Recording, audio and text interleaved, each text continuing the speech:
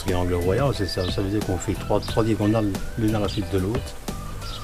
Et on visite beaucoup de pays. Et alors, il y a un temps imparti pour les faire. Il faut essayer de le respecter, mais c'est très large comme temps, quoi. Il n'y a pas besoin de... Faut pas rouler comme des fous, quoi. On peut faire ça à son aise, tranquillement, c'est tout.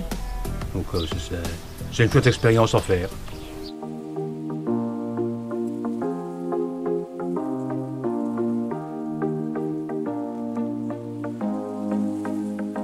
Au niveau préparation, ça demande beaucoup de travail, parce qu'il faut préparer le vélo, il faut que le vélo soit très bien entretenu. Il faut prévoir des vêtements pour la nuit, il faut prévoir des lampes, il faut être suffisamment équipé pour être vu et voir. Et alors, il faut aussi penser à prendre des vêtements de rechange, des vêtements pour loger aussi, et prendre beaucoup à manger, beaucoup à boire pour éviter les fringales, les coups de moins bien.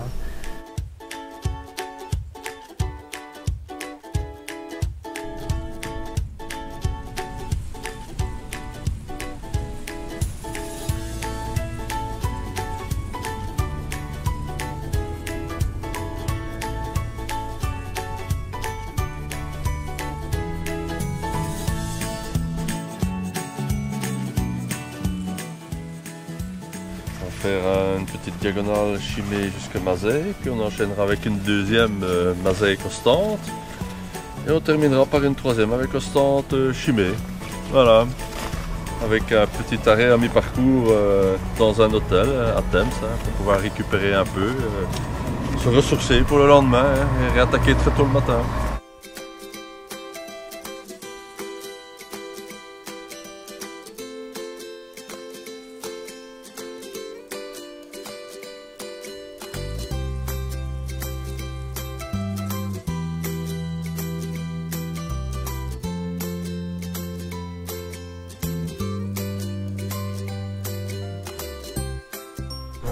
On est arrivé au bout sans rencontre, pas de problème mécanique, pas de problème physique, donc très bien.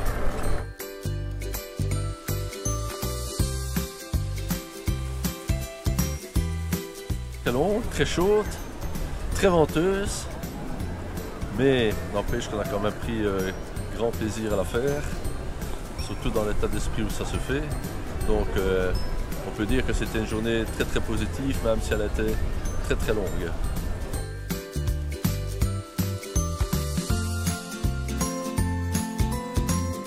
Heureusement que j'avais des équipiers de super luxe pour me tirer sur la fin, car la fin était très difficile.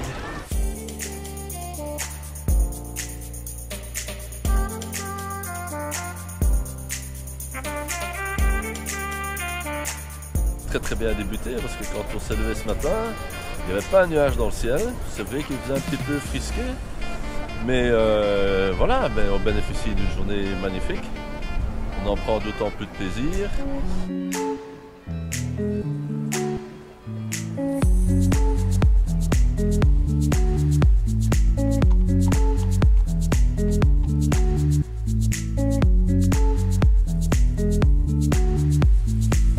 Aujourd'hui, il fait super beau, on a vu la mer, donc ça c'est magnifique.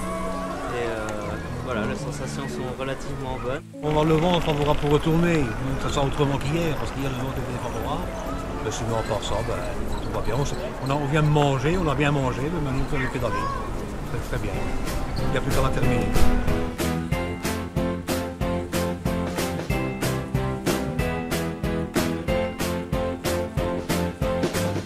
On n'a pas eu de problème technique, pas de problème physique, pas de chute, pas de crevaison.